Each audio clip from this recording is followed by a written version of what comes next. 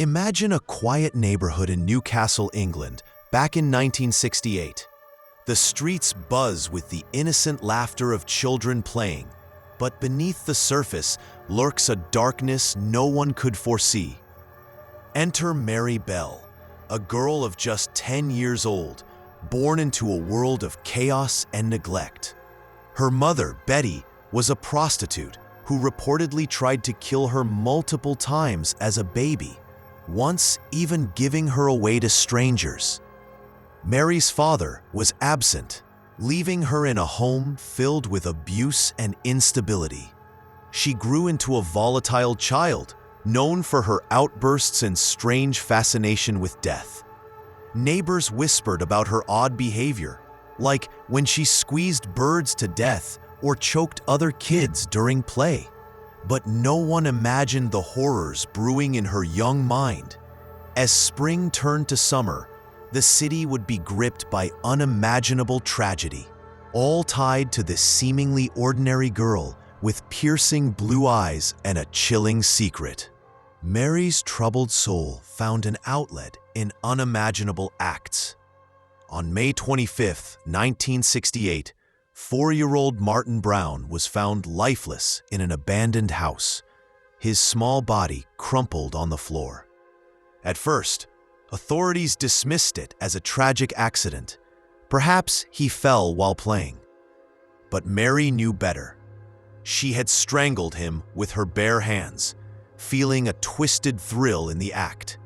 Just days later, she and her friend Norma Bell, no relation, broke into a nursery school, leaving notes that read, "We murder, watch out."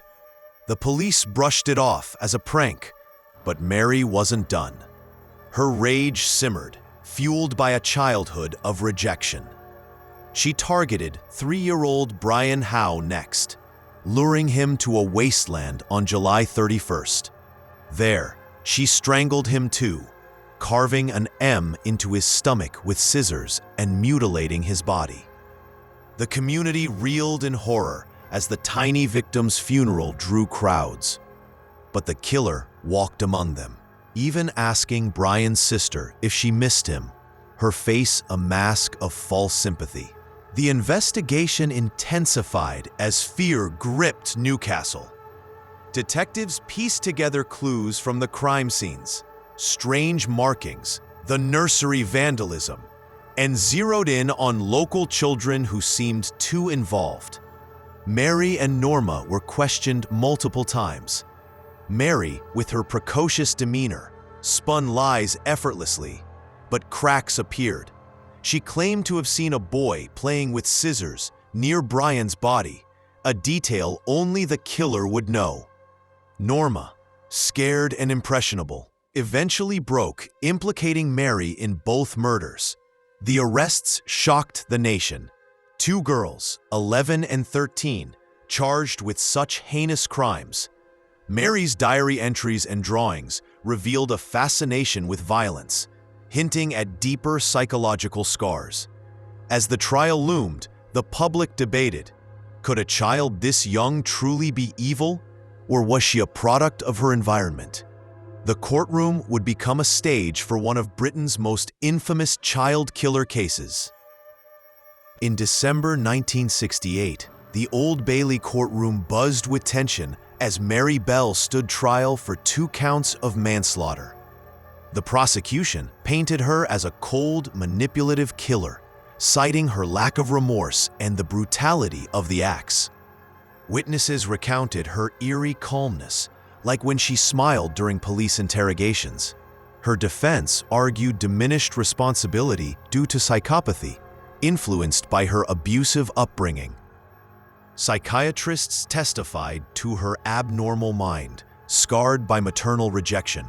Norma was acquitted, deemed influenced by Mary. The jury deliberated, torn between pity and horror. Mary was found guilty, but not of murder, manslaughter on grounds of diminished responsibility. At 11, she became Britain's youngest killer, sentenced to detention at Her Majesty's pleasure. As she was led away, her blank expression haunted the gallery. The case sparked debates on juvenile justice. But for the victims' families, justice felt incomplete. Life behind bars for Mary was a mix of isolation and rehabilitation. She was sent to Red Bank Secure Unit, where she clashed with staff but slowly showed signs of change. In 1977, at 20, she escaped briefly with another inmate, only to be recaptured. Released in 1980 at 23, she was granted anonymity, changing her name and starting anew. She had a daughter in 1984, but courts fought to protect the child's identity from the media frenzy. Mary's story inspired books like Gitta Sereni's Cries Unheard, where she opened up about her regrets and the abuse that shaped her. Yet, controversy followed. Tabloids hounded her, labeling her a monster. Today, she lives quietly, her past a shadow. The case raised questions. Can killers be redeemed? For Martin and Brian's families, the pain lingers, a reminder of innocence lost forever. Decades later, Mary Bell's crimes still echo in true crime lore, a chilling tale of a broken child turned killer. Her story influenced laws on child offenders and sparked endless debates on nature versus nurture. What drove a girl so young to such darkness? Was it the neglect, the abuse, or something innate? As we reflect, remember the victims: Martin Brown, full of curiosity, and Brian Howe, barely starting life. Their deaths changed Newcastle forever, a scar on the community's soul. Mary's life post-release remains shrouded, but her legacy warns of the dangers in ignoring troubled youth. If you found this gripping, hit that like button and subscribe for more deep dives into history's darkest cases. What do you think? Could she truly change? Share in the comments below. Picture the idyllic suburbs of St. Catharines, Ontario in the late 1980s, a place where families thrived and secrets hid in plain sight. Karla Homolka, born in 1970, grew up in a seemingly perfect home, the eldest of 3 sisters. Blonde, beautiful, and ambitious, she worked at a veterinary clinic, dreaming of a fairy tale life. But beneath her charming facade lurked a dangerous obsession. At 17, she met Paul Bernardo at a peg convention, tall, handsome, and charismatic. Their chemistry was electric, but Paul's dark side emerged. He was the Scarborough rapist, assaulting women in the shadows. Karla, infatuated, ignored the red flags. As their relationship deepened, she became complicit in his twisted fantasies, setting the stage for one of Canada's most notorious killing sprees. Little did anyone know, this Ken and Barbie couple would unleash unimaginable horror. The descent into darkness began with Karla's own sister. On Christmas Eve, 1990, 20-year-old Karla wanted to gift Paul her 15-year-old sibling, Tammy. They drugged her with animal tranquilizers from Karla's clinic, mixed into her drink. As Tammy passed out, the couple assaulted her. But tragedy struck. She choked on her vomit and died. They staged it as an accident, and authorities bought it, ruling it accidental. Karla showed no remorse, even wearing Tammy's clothes afterward. Emboldened, they targeted 14-year-old Leslie Maffey in June 1991. Paul abducted her, bringing her home, where Karla helped restrain and assault her for days. They murdered her, dismembered the body, and encased it in concrete, dumping it in Lake Gibson. The community mourned, unaware the killers lived among them, their perfect image intact. Not satisfied, the duo struck again in April 1992.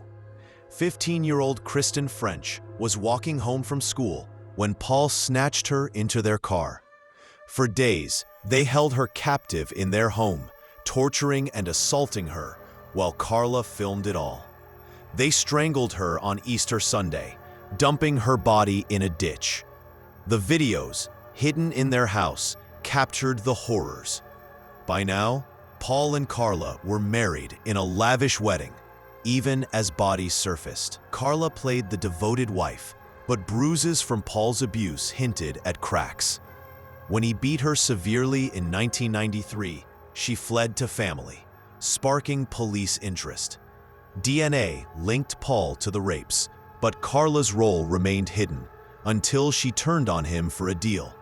The investigation unraveled their web of deceit, exposing the schoolgirl killer crimes. Arrested in 1993, Karla struck a controversial plea deal: 12 years for manslaughter in exchange for testimony against Paul. Prosecutors dubbed it the deal with the devil, unaware of the incriminating videos discovered later. At trial in 1995, Paul faced charges for the murders and rapes. Karla testified calmly, portraying herself as a battered victim coerced into the acts. The videos, shown in court, revealed her active participation. Smiling during the horrors, Paul was convicted of first-degree murder, sentenced to life without parole. Public outrage erupted over Karla's light sentence. She served in a comfortable prison, even earning a psychology degree. Released in 2005, she changed her name to Leanne Teal, remarried, and had children, living in Quebec. The case ignited debates on justice and victimhood. Post-release, Karla's life sparked fury. She volunteered at her kids' school, but parents protested upon learning her identity. In 2016, she was spotted in Montreal, living quietly. Books like Invisible Darkness detailed the crimes, painting her as manipulative. Paul's appeals failed, keeping him behind bars. The victims' families advocated for stricter laws, like those preventing killers from profiting off their stories. Karla's story raises questions. Was she a monster or a manipulated partner? Psychologists point to her narcissistic traits and lack of empathy. Today, she remains free, a ghost from Canada's dark past. The scars on St. Catherine's linger, a reminder of how evil can hide behind beauty. Karla Homolka's tale is a haunting blend of love, gone lethal, and justice, questioned. It changed how Canada handles serial killers and plea deals, inspiring stricter scrutiny. Remember Tammy, Leslie, and Kristen, bright young lives snuffed out by depravity. Their stories fuel true crime fascination, urging us to spot warning signs in relationships. If this chilled you, smash that subscribe for more riveting cases. What do you think? Was her sentence fair?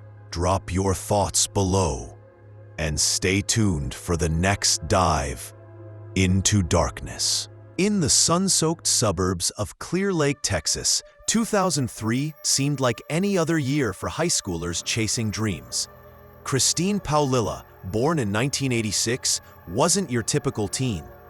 Bullied relentlessly for her scoliosis and alopecia, she wore wigs and braces, earning cruel nicknames like Monster. Her life was a storm. Her father died in a construction accident. Her mother battled drug addiction, and Christine bounced between homes. But at Clear Lake High, she found unlikely friends, popular girls Rachel Colarudis and Tiffany Rowell, who gave her a makeover and dubbed her Miss Irresistible. Enter boyfriend Christopher Snyder, a troubled soul with a criminal streak. Their toxic bond fueled Christine's insecurities, leading to a deadly mix of jealousy and desperation. What started as friendship would end in bloodshed. Christine's transformation boosted her confidence, but cracks formed. Jealous of her friend's popularity, she spiraled into drug use with Snyder. On July 18, 2003, they planned a robbery at Tiffany's house, where Rachel, Tiffany, and their boyfriends, Marcus Priscilla and Adalbert Sanchez, gathered. Armed with guns, Christine and Snyder burst in, demanding drugs and money. Panic ensued. The group pleaded, but rage took over. Christine shot Rachel multiple times, even clubbing her with the gun when bullets ran out. Snyder fired at the boys. Over 40 shots rang out, an overkill signaling personal hatred. Bodies slumped in the living room, blood pooling. The killers fled with pills and cash, leaving a scene of carnage that shocked the quiet neighborhood. The Clear Lake murders baffled police. No forced entry, suggesting the killers knew the victims. Drugs were suspected, but the brutality pointed to more. Tips flooded in, but leads went cold for years. Christine, meanwhile, moved to San Antonio with Snyder, their relationship crumbling amid heroin addiction. In 2006, an anonymous tipster, Snyder's new girlfriend, detailed the crime, naming Christine and Chris. Police raided their hotel room, finding them in squalor. Christine confessed, blaming drugs and Snyder's influence, but evidence showed her as the aggressor. Snyder, facing arrest, killed himself. The breakthrough closed the case, but victims' families grappled with betrayal. How could a friend turn killer? Christine's 2008 trial gripped Texas. Charged with capital murder, she faced the death penalty. Prosecutors highlighted her Miss Irresistible title as irony, arguing premeditation and overkill. Defense claimed abuse and addiction diminished her capacity, painting Snyder as the mastermind. Witnesses recounted her transformation and jealousy. Christine testified tearfully, expressing remorse, but the jury saw through it. Convicted of 4 counts of murder, she avoided death due to her age, but got life without parole for 40 years. As she was sentenced, Rachel's father confronted her. "You destroyed lives." The courtroom echoed with sobs, a stark end to a tale of teen turmoil. Behind bars at Mountain View Unit, Christine's life is one of reflection and regret. She married a fellow inmate in 2011, but it dissolved. Interviews reveal her grappling with guilt, crediting therapy for change. The case inspired documentaries like Snapped, exploring teen killers and bullying's toll. Victims' families founded foundations for anti-bullying, turning pain into purpose. Christine's story warns of unchecked mental health issues and toxic relationships. Today at 38, she appeals her sentence, but freedom seems distant. Clear Lake remembers the 4 lost souls, their memorials a beacon against violence. Christine Paulilla's rampage is a tragic reminder of how bullying and addiction can forge a killer. It changed views on teen friendships and justice in Texas. Honor Rachel, Tiffany, Marcus, and Adalbert. Vibrant lives cut short. If this story hooked you, like and subscribe for more true crime deep dives. Do you think she deserves a second chance? Comment below and we'll explore another chilling case next time. In the small town of St. Martins, Missouri, 2009 was a year of quiet routines. Kids biking streets, families trusting neighbors. Alyssa Bustamante, born in 1994, seemed like any angsty teen. Abandoned by her drug-addicted parents, she lived with her grandmother, battling depression and self-harm. She posted dark thoughts online, like, "I slit my wrists and watched the blood flow." Fascinated by death, she dug graves in the woods, calling them practice. Her diary revealed a chilling curiosity. She wanted to know what killing felt like. On October 21st, 9-year-old Elizabeth Olton vanished while walking home. The community searched frantically, unaware the killer was a 15-year-old girl next door, her innocent face hiding a monstrous urge. Alyssa's plan unfolded with cold precision. She lured Elizabeth into the woods, promising fun. There she attacked, strangling her, slashing her throat, and stabbing her chest. "It was amazing," she later wrote in her diary, describing the thrill. She buried the body in a shallow grave she'd prepared days earlier. As search parties combed the area, Alyssa joined, feigning concern. Her journal entry that night: "I just fucking killed someone. I strangled them and slit their throat and stabbed them. Now they're dead. I don't know how to feel at mid." It was amazing. The town mourned, posters of Elizabeth everywhere, while Alyssa returned to school, her secret buried with the victim. Panic escalated as days passed without Elizabeth. Police interviewed locals, including Alyssa, who lied smoothly. But a tip from a teacher about her dark writings led to a search warrant. They found her diary, the entries sealing her fate. Confronted, Alyssa led them to the body, confessing with eerie calm. The motive? Pure curiosity. She wanted the experience. The community reeled. How could a teen commit such evil? Psych evaluations revealed borderline personality disorder and a history of suicide attempts, but nothing excused the act. Arrested for first-degree murder, Alyssa became a symbol of teen thrill killers. In 2012, Alyssa's trial captivated Missouri. Prosecutors pushed for adult charges, citing premeditation. Her defense argued juvenile rehabilitation, blaming mental illness. She pleaded guilty to second-degree murder and armed criminal action, avoiding a jury. At sentencing, Elizabeth's mother begged for life without parole. The judge gave 30 years for murder, plus life with parole possibility. Alyssa, tearful, apologized. "If it could all go away, I would make it." But the diary's words haunted the court. She was sent to women's prison, her youth contrasting the crime's horror. In prison, Alyssa pursued education, earning a degree and counseling others. In 2024, her first parole hearing was denied, reset for 2029. Interviews show remorse, attributing actions to untreated depression. The case inspired books and shows like Killer Kids, sparking talks on teen mental health. Elizabeth's family advocates for victims' rights, her memory in scholarships. Alyssa's story questions if killers can reform. Alyssa Bustamante's crime shocks as a tale of unchecked darkness in youth. It urges early intervention for troubled teens. Remember Elizabeth Olten, playful, full of life. Subscribe for more stories that grip and inform. Was she born evil or made? Share your views below.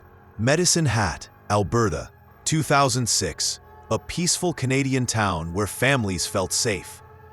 Jasmine Richardson, born in 1993, was a typical 12-year-old. Smart, artistic, but rebellious. From a strict Christian home, she chafed against rules, diving into goth culture online. On MySpace, she met Jeremy Steinke, 23, a self-proclaimed 300-year-old werewolf with a troubled past. Their forbidden romance ignited. Secret meetings, passionate messages. Jasmine's parents, Mark and Deborah, forbade it, grounding her. Furious, she plotted revenge, inspired by natural-born killers. What began as teen angst escalated to a deadly pact, turning a family home into a slaughterhouse. On April 23rd, Jasmine and Jeremy executed their plan. Sneaking Jeremy in, they attacked upstairs first. Mark fought fiercely, but was stabbed over 20 times. Deborah, downstairs, met the same fate. Brutal slashes. 8-year-old Jacob pleaded, but Jeremy slit his throat. Jasmine watched, even participating per some accounts. Blood soaked the walls. They fled, watching movies afterward. Neighbors discovered the bodies, assuming Jasmine kidnapped. But her MySpace post? Payment. Everybody's greatest fear is death. Raised alarms. The pair was arrested in Saskatchewan. Their Al Capone-like escape, short-lived. Investigation revealed chilling details. Emails plotting the murders. Jeremy's obsession with Jasmine. Police found weapons and bloodied clothes. Jasmine confessed, blaming parental control. Charged as Canada's youngest multiple murderer, her trial tested youth laws. Psychologists noted her immaturity but premeditation. In 2007, Jasmine was tried under the Youth Criminal Justice Act, guilty of 3 first-degree murders. She got 10 years, the max for youth, including time in psych care. Jeremy received life without parole for 25 years. Jasmine showed remorse in court, but families doubted it. Released in 2016 after rehab, Jasmine lives anonymously, pursuing education. Jeremy remains imprisoned, his appeals failing. The case led to online safety discussions. Victims' relatives forgive, but remember the loss. Jasmine's story warns of dangerous online influences on youth. Honor the Richardsons. Loving family destroyed. Subscribe for more. Thoughts on forgiveness. Step back to the early 1990s in Camberley, Surrey, England. A seemingly peaceful town where families enjoyed quiet evenings and community ties ran deep. Sharon Louise Carr, born on December 21, 1979, in Belize, arrived in the UK at age 5 with her mother and stepfather. Her childhood was a turbulent storm of instability. Reports suggest she endured physical and emotional abuse, fostering a deep-seated rage. By age 12, Sharon exhibited disturbing behaviors, obsessing over knives, drawing violent images, and claiming nightly visits from the devil in her dreams. Neighbors recalled her as withdrawn, yet volatile, often bullying peers. On June 7, 1992, this darkness erupted when she randomly encountered 18-year-old Katie Ratcliffe, a vibrant hairdressing student hitchhiking home from a nightclub. What followed would etch Sharon into infamy as Britain's youngest female murderer, her actions defying comprehension in their brutality. The night of the murder unfolded with chilling randomness. Katie, full of life and dreams, had enjoyed an evening out in Farnborough. Sharon, wandering the streets, lured her into a secluded area under false pretenses. Armed with a knife, she launched a frenzied attack, stabbing Katie 32 times, targeting her chest, back, and genitals in a manner so savage that police initially suspected a male sexual predator. The wounds were inflicted with such force that the blade bent. Sharon later described the thrill, writing in her diary, "I was born to kill. I wish I killed more." She left Katie's body half-naked in a field, where it was discovered the next day, sparking a massive investigation. For 2 years, the case baffled detectives, with no leads connecting to a child. Meanwhile, Sharon's violence escalated. In 1994, she attempted to strangle 2 young girls and stabbed a schoolmate, Anne-Marie Clifford, leading to her arrest for assault. Incarcerated at an assessment center for the school stabbing, Sharon couldn't contain her secret. She bragged to inmates and staff about killing Katie, detailing specifics only the perpetrator would know, like the exact number of stab wounds and the mutilations. Her diaries, seized by authorities, were a window into her psyche. Entries glorifying violence, sketches of knives dripping blood, and boasts like every night I see the devil in my dreams. Police reopened Katie's case in 1996, matching Sharon's confessions to evidence. DNA wasn't advanced then, but her vivid recollections sealed the link. Arrested at 17, she showed no remorse, even laughing during interrogations. Psychiatrists diagnosed her with schizotypal personality disorder and sadistic tendencies, rooted in her abusive upbringing. The nation grappled with the horror. How could a 12-year-old commit such an act? The trial would expose the depths of her disturbed mind. The 1997 trial at Winchester Crown Court captivated Britain. Sharon, now 17, faced murder charges for Katie's death. Prosecutors presented her diaries and confessions as damning evidence, portraying her as a cold-blooded killer who relished the act. Witnesses testified to her post-murder glee, including attempts on other lives. The defense argued her troubled background, abuse, neglect, and possible mental illness diminished her responsibility, but the jury wasn't swayed. After deliberations, she was convicted, becoming the UK's youngest female murderer at the time of the crime. Sentenced to life imprisonment with a minimum of 14 years, Judge Mr. Justice Scott Baker described her as extremely dangerous. Sharon's blank stare in court chilled observers. The verdict sparked debates on child offenders, mental health in youth, and whether rehabilitation was possible for someone so young yet so vicious. Life in prison for Sharon has been marked by ongoing violence and failed appeals.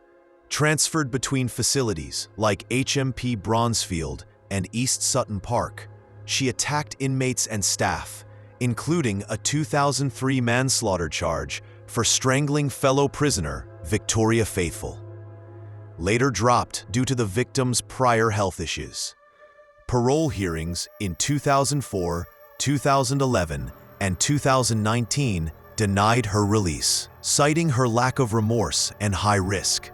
In 2018, she won a legal battle for gender reassignment surgery, identifying as transgender, but remains incarcerated. Documentaries and books like I Don't Like Mondays Parallels explore her case. Katie's family, devastated, founded support groups for victims. Sharon's story raises questions. Can childhood trauma excuse evil, or is some darkness innate? At 45, she petitions for freedom. But society remembers her as the devil's daughter. Sharon Carr's chilling legacy endures as a stark warning about overlooked signs of violence in children.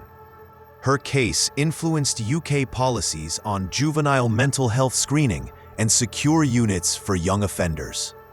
Katie Ratcliffe, remembered for her kindness and aspirations, symbolizes innocence lost too soon. Her memorial in Farnborough draws tributes yearly.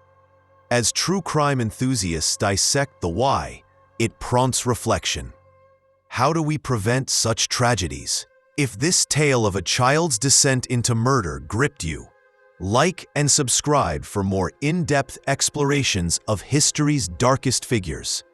Do you believe in redemption for young killers like Sharon? Share your thoughts in the comments, and stay tuned for our next episode diving into another infamous case that shocked the world. Nestled in the quaint town of Spalding, Lincolnshire, England, 2016 appeared ordinary, families going about daily routines in a close-knit community. Kim Edwards, born in 2001, was a 14-year-old girl living with her mother Elizabeth, a dinner lady, her 13-year-old sister Katie, and occasionally her father. Outwardly average, Kim harbored deep resentment toward her family, feeling overshadowed by Katie's popularity and clashing with Elizabeth's strict rules.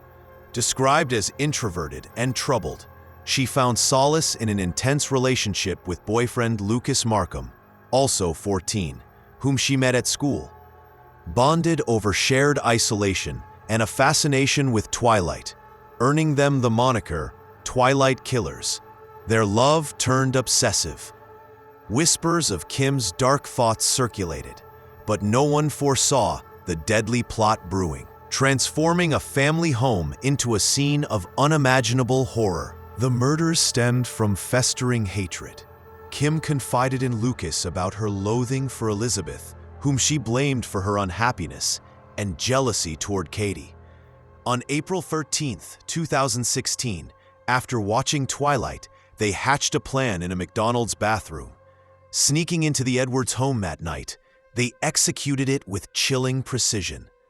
Lucas stabbed Elizabeth 10 times in her bed, targeting her throat to silence screams, then suffocated her. Kim, panicking, handed over to Lucas for Katie. He stabbed and smothered the sleeping girl similarly. The siblings' bodies were left in their beds, blood-soaked. Post-killing, the teens bathed together, had sex, and binge-watched Twilight films downstairs, munching snacks. For 36 hours, they lounged in the house, ignoring the corpses upstairs, until a welfare check uncovered the gruesome scene. Alarm bells rang when Elizabeth and Katie missed work and school. Police entered the semi-detached house on Dawson Avenue, discovering the bodies in upstairs bedrooms, neatly tucked in, but with fatal wounds. Downstairs, Kim and Lucas sat calmly, confessing immediately without emotion. Kim explained her motive: "I just couldn't live with my mom anymore." Investigations revealed premeditation. Kim had attempted suicide before, and the couple discussed murder for weeks. Text messages and witness statements painted a picture of their toxic bond, with Lucas as the enabler. Psychologists assessed Kim, diagnosing emerging personality disorder and adjustment issues from family dynamics. The community reeled. Spalding, known for its flower parades, now synonymous with horror. Arrested for double murder, the teens became the UK's youngest joint killers since the 1960s. The 2016 trial at Nottingham Crown Court was swift and sensational. Kim and Lucas, tried as minors, pleaded guilty to manslaughter initially, but were convicted of murder after evidence showed intent. Prosecutors highlighted the cold, calculated, and callous acts with no remorse. Kim even smiled during proceedings. Defense for Kim argued diminished responsibility due to mental health, but experts deemed her capable. Lucas, influenced by Kim, received the same verdict. Sentenced to life with a minimum 20 years, later reduced to 17.5 on appeal. Judge Mr. Justice Haddon Cave called it grotesque. The courtroom echoed with victims' family sobs. Elizabeth's partner denounced the evil duo. The case ignited media frenzy, drawing Bonnie and Clyde comparisons and debates on youth sentencing. Incarcerated separately, Kim at a young offender institution, Lucas in prison, their relationship ended via letter. Kim, now in her 20s, has shown some rehabilitation through education and therapy, but parole seems distant. A 2017 appeal shortened their tariffs, citing youth and backgrounds.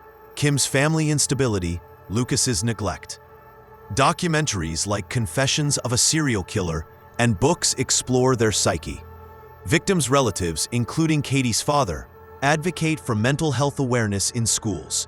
Spalding erected memorials for Elizabeth and Katie, remembered as loving and vibrant. Kim's case questions teenage love's dangers and family oversight. Today, she remains behind bars, her future uncertain amid ongoing reviews. The Twilight Killers saga remains a haunting reminder of how unchecked resentment and toxic relationships can lead to catastrophe. It prompted UK reviews on child mental health support and online influences. Honor Elizabeth Edwards, a devoted mother, and Katie, a bright teen with dreams, their lives cut short in betrayal. If this story of teen darkness captivated you, hit like and subscribe for more true crime tales that delve deep. Do you think their sentences were just? Comment below and join us next time for another gripping case from the shadows of history. In the humid suburbs of Pinellas Park, Florida, 2009 buzzed with typical teen drama, high school parties, first loves, and social media spats. Rachel Wade, born in 1990, grew up in a working-class family, dropping out of school to work odd jobs. Described as fiery and possessive, she dated Joshua Camacho, a charming but unfaithful 19-year-old. Their on-again, off-again romance turned toxic when Joshua began seeing 18-year-old Sarah Ludeman, a bubbly senior known for her kindness. Jealousy ignited a bitter rivalry, fueled by MySpace threats and voicemail rants. Rachel's messages escalated. "I'm going to fucking kill you." Sarah retaliated online, but the feud spilled into real life with confrontations at fast food joints. Unbeknownst to friends, this love triangle was barreling toward tragedy, forever scarring a community. The fatal clash erupted on April 14, 2009. After months of harassment, including Rachel dumping trash on Sarah's car, the two agreed to fight. Sarah, with friends, drove to Rachel's house. Rachel, armed with a kitchen knife for protection, confronted them on the street. Amid screams and shoves, Rachel stabbed Sarah once in the chest, piercing her heart.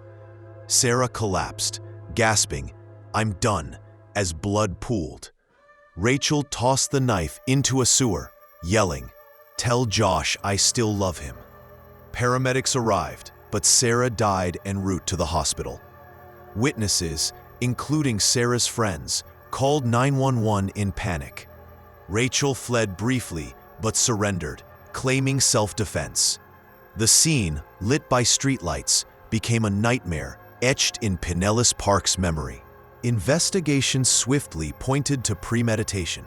Police recovered the knife and Rachel's threatening voicemails, one saying, "You're dead." Text messages revealed her obsession with Joshua, who played both sides. Rachel's arrest for second-degree murder shocked her family. Her father supported her, but evidence mounted. Psych evaluations showed no mental illness, just impulsive rage from insecurity. Sarah's family, devastated, mourned her lost future. She dreamed of nursing. Community vigils honored her, while media dubbed it the MySpace murder. Rachel, held on $500,000 bond, awaited trial amid public outcry over teen violence amplified by social media. The 2010 trial in Clearwater gripped Florida. Prosecutors played Rachel's menacing calls, arguing intent. Witnesses described the chaotic fight, with Rachel as the aggressor. Defense claimed Sarah initiated violence, portraying Rachel as fearful. Rachel testified tearfully, insisting the stabbing was accidental during a scuffle. After 2 days, the jury convicted her of second-degree murder in under 3 hours. Judge Joseph Ballone sentenced her to 27 years, citing lack of remorse. Sarah's mother confronted Rachel. "You took my baby." The courtroom tension was palpable, with Rachel sobbing as she was led away. Serving time at Lowell Correctional Institution, Rachel has appealed unsuccessfully, maintaining self-defense. In interviews, she expresses regret pursuing education and counseling. Joshua, unscathed, moved on, drawing criticism. Sarah's family founded anti-bullying initiatives, her legacy in scholarships. Documentaries like Sex and Murder revisit the case, highlighting social media's role in escalating conflicts. At 35, Rachel eyes parole in 2030, but victims sought she might recover. Advocates oppose it. The tragedy underscores teen impulsivity's dangers. Action 6, Rachel Wade's story, is a cautionary tale of how digital drama can turn deadly, influencing policies on cyberbullying. Remember Sarah Ludeman, vibrant, loving, gone too soon. If this riveting account hooked you, like and subscribe for more true crime deep dives. Was it love or hate that killed? Share below and stay for our next chilling episode. In the rural town of Alba, Texas, 2008 dawned with promise for the devout Caffey family, attending Miracle Faith Baptist Church, homeschooling their kids. Erin Caffey, born in 1991, was a 16-year-old soprano in the choir, seemingly wholesome. But beneath her pious facade simmered rebellion. She dated 19-year-old Charlie Wilkinson against her parents' wishes. Terry and Penny Caffey, strict but loving, forbade the relationship, grounding Erin. Her brothers, Matthew Bubba, 13, and Tyler, 8, adored her. Erin's resentment grew, confiding in Charlie about her oppressive home. Joined by friends Charles Wade and Bobby Johnson, they plotted the unthinkable, murder, to free Erin. What started as teen angst spiraled into a night of slaughter, shattering East Texas innocence. March 1st, 2008, unfolded in horror. Around 3 a.m., Charlie and Charles, armed with guns and swords, broke into the Caffey's trailer. They shot Penny multiple times in bed. Then Bubba and Tyler execution style as they begged. Terry, wounded 5 times, played dead under the bed. Erin, hiding in a closet, was spared. The killer set the house ablaze to cover tracks. Terry crawled out, collapsing at a neighbor's, whispering, "Charlie."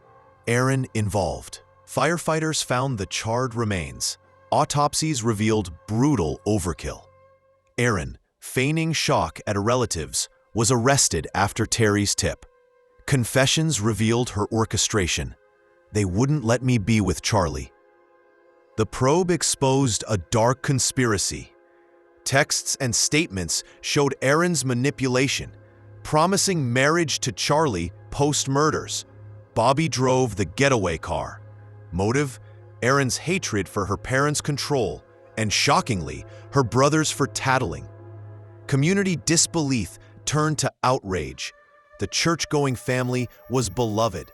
Psychologists noted Erin's narcissism and lack of empathy.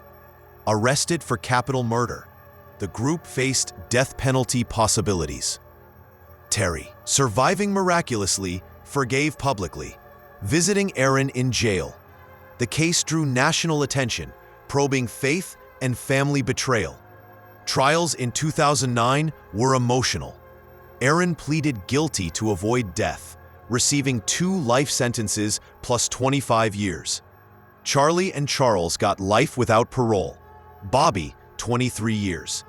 Terry testified for leniency, saying, "I forgive you." Judge sentenced harshly, calling it heinous. Erin's courtroom demeanor, tearful yet defiant, haunted attendees. Appeals failed, upholding convictions. In prison, Erin married a fellow inmate briefly, now focuses on ministry, expressing remorse in interviews. Terry remarried, authored Terror by Night, preaching forgiveness.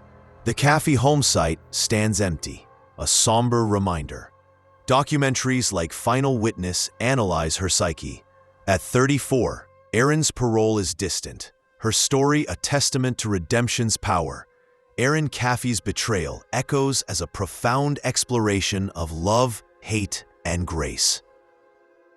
It inspired discussions on parental oversight and teen relationships. Honor Penny, Bubba, and Tyler. Faithful lives extinguished. If moved, subscribe for more. Forgiveness possible. Comment and tune in next. San Diego, California, 1979, a city of beaches and optimism where Grover Cleveland Elementary buzzed with children's laughter. Brenda Spencer, born in 1962, lived across the street in poverty with her alcoholic father after her parents' divorce. Abused and neglected, she exhibited troubling signs: truancy, drug use, and a fascination with guns. For Christmas 1978, her father gifted her a .22 rifle with 500 rounds, ironic for a suicidal teen. Brenda spoke of shooting police. Friends dismissed it as bravado. On January 29th, a foggy Monday, she aimed from her bedroom window at the school, unleashing America's first modern school shooting. Her casual motive would inspire a hit song and haunt gun control debates. As students arrived, Brenda fired 36 rounds in 20 minutes. Principal Burton Ragg, 53, died shielding kids. Custodian Mike Suchar, 56, perished rushing to help.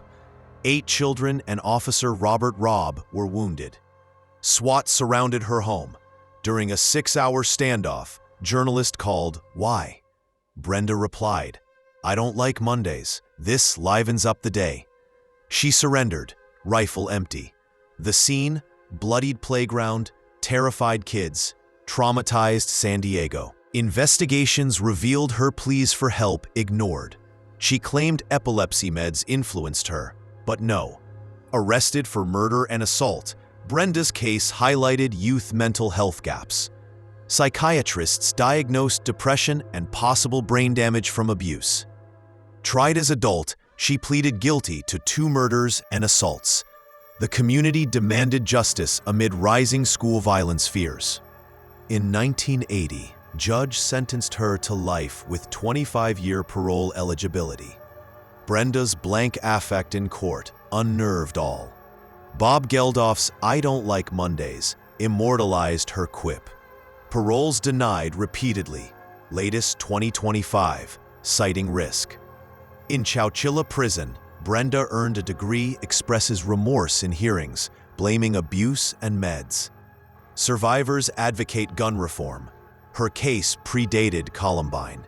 At 63, she seeks release, but opposition strong. Section 6 Brenda's rampage pioneered mass shooting awareness, fueling reforms. Remember Ragg and Suchar, heroes lost. Subscribe for more. Nature or nurture? Comment below.